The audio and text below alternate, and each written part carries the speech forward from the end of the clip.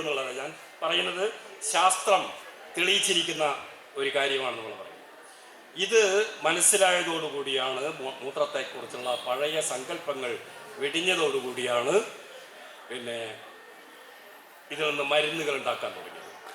ക്യാൻസറിനുള്ള ഞാൻ നേരത്തെ പറഞ്ഞല്ലോ, ആൻറ്റി നിയോപ്ലാസ്റ്റ് എന്നുള്ള മരുന്ന്, CDA2 എന്നുള്ള മരുന്ന്, ബ്ലഡ് ക്യാൻസറിനുള്ള മരുന്ന്, ഇങ്ങനെ നിരവധി മരുന്നുകൾ, ക്യാൻസറിനുള്ള 10ഓ 15ഓ ഘടകങ്ങൾ വേറെയും കണ്ടെത്തിയിരിക്കുന്നു. അപ്പോൾ അതുപോലെ ഹാർട്ടിൻ്റെ ബ്ലോക്ക് തടയുന്നുള്ള മരുന്ന് അമേരിക്കയിൽ കണ്ടെത്തിയിരിക്കുന്നു.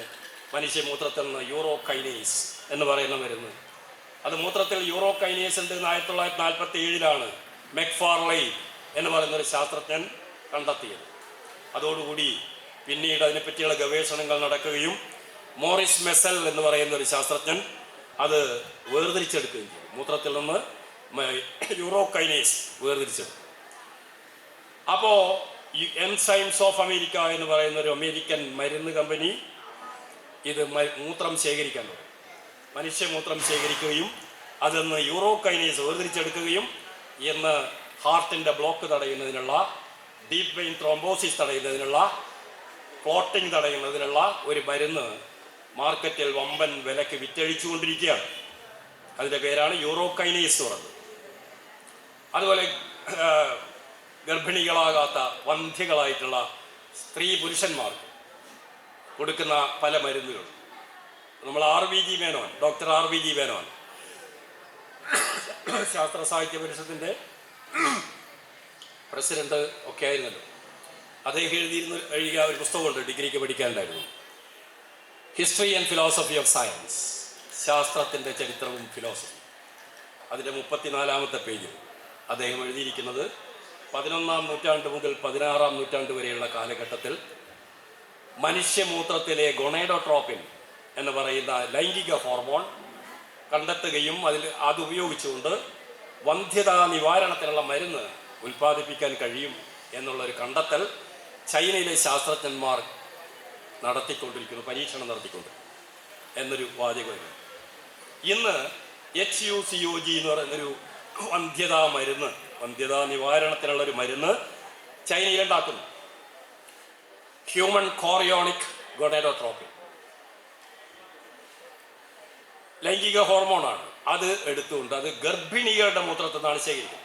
കാരണം ഗർഭിണികളുടെ മൂത്രത്തിൽ കൂടുതലായിട്ട് ഈ ലൈംഗിക ഹോർമോണുകളുണ്ട്. അതുകൊണ്ട് ലാഭം ഉണ്ടാക്കണമെങ്കിൽ എളുപ്പം ചെയ്യാവുന്ന കാര്യം സ്വീകരിക്കാവുന്നതാണ്. അപ്പോൾ ചൈനയിൽ ഗർഭിണികളുടെ മൂത്രമാണ്, അതിൽ നിന്നുണ്ടാക്കുന്ന മരുന്നാണ് HUCOG എന്ന് പറയുന്നത്. അതേപോലെ പെർഗോണാൽ ജനീവയിൽ ഉണ്ടാക്കുന്ന മരുന്നാണ്. അത് ആർത്തവ വിരാമം സംഭവിച്ച സ്ത്രീകൾ, അവരുടെ മൂത്രത്തിലും കൂടുതലായിട്ട് ഗൊണേഡോട്രോപ്പിൻ ലൈംഗിക ഹോർമോൺ ഉണ്ടാവുന്നതാണ് കണ്ടെത്തിയത്. അതിൻ്റെ അടിസ്ഥാനത്തിൽ പോപ്പിനോട് പറഞ്ഞിട്ട് പോപ്പ് അനുവദിച്ചതിൻ്റെ അടിസ്ഥാനത്തിൽ കന്യാസ്ത്രീകളുടെ, പല രാജ്യങ്ങളിലുള്ള കന്യാസ്ത്രീകൾ വോളണ്ടിയേഴ്സായിട്ട് ആർത്തവ വിരാമം സംഭവിച്ച കന്യാസ്ത്രീകളുടെ മൂത്രമാണ് ആദ്യമായിട്ട് ശേഖരിച്ചിരുന്നത്. 1,10,000 വോളണ്ടിയേഴ്സിനെ അതിനുവേണ്ടി ആദ്യമായിട്ട് ചേർക്കുകയും അവരിൽ നിന്നുള്ള മൂത്രം മാത്രം സംഭരിക്കുകയും ചെയ്യും. അതിൽ നിന്നുണ്ടാക്കുന്ന മരുന്നാണ് പെർഗോണാൽ എന്ന് പറയുന്നത്. വന്ധ്യതയ്ക്കുള്ള മരുന്നാണ്. അലോപ്പതി അല്ലെങ്കിൽ മോഡേൺ മെഡിസിൻ ഉൽപ്പാദിപ്പിക്കുന്ന മരുന്നാണ്. വേറെയും നോവാരൽ, ഫെർട്ടിനോം, ഫെർട്ടിജൻ, യൂറോഫോഡിട്രോപ്പിൻ, ഇതെല്ലാം വന്ധ്യതയ്ക്ക് വേണ്ടിയുള്ള വിവിധ ബ്രാൻഡുകളിലുള്ള മരുന്നുകളാണ്. ഇതെല്ലാം തന്നെ ഉൽപ്പാദിപ്പിക്കുന്നത് മനുഷ്യമൂത്രത്തിൽ നിന്നാണ്.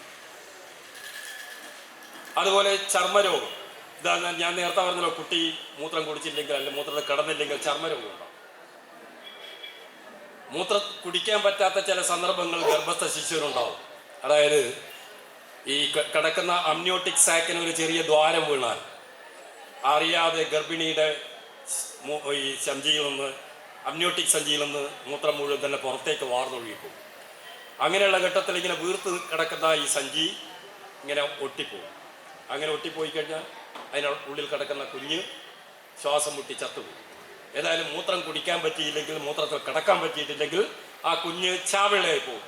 അപ്പോൾ മൂത്രം കുടിച്ചാലല്ല, മൂത്രം കുടിച്ച കുഞ്ഞുങ്ങളാണ് നമ്മളെല്ലാം. അതുകൊണ്ടാണ് പ്രത്യേകിച്ച് അസുഖങ്ങളില്ലാതെ ഇത്രയും കാലം ജീവിച്ചിരുന്നത്.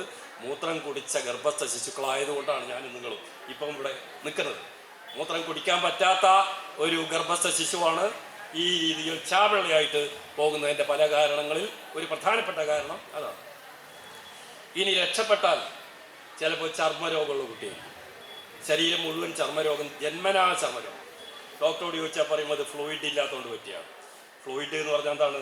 അമ്നിയോട്ടിക് ഫ്ലൂയിഡാണ്. അമ്നിയോട്ടിക് ഫ്ലൂയിഡ് എന്ന് പറഞ്ഞാൽ എന്താണ്? കുഞ്ഞിന് മൂത്രം ഒന്നുകിൽ മൂത്രം ഒഴിക്കാൻ പറ്റുന്നില്ല, അല്ലെങ്കിൽ ഒഴിച്ച മൂത്രം വാർന്നൊഴുകി പുറത്തേക്ക് പോകും. അപ്പോൾ ചില കുട്ടികൾ ജന്മനാ ചർമ്മരോഗമുള്ള കുട്ടികളായി ജനിക്കുന്നത് മൂത്രത്തിൽ കിടക്കാൻ പറ്റാതിരിക്കുമ്പോഴും കുടിക്കാൻ പറ്റാതിരിക്കുമ്പോഴുമാണ്. അതേപോലെ ചിലപ്പോൾ മന്ദബുദ്ധികളാവാം, അല്ലെങ്കിൽ അംഗവൈകല്യമുള്ള കുട്ടികളാവാം.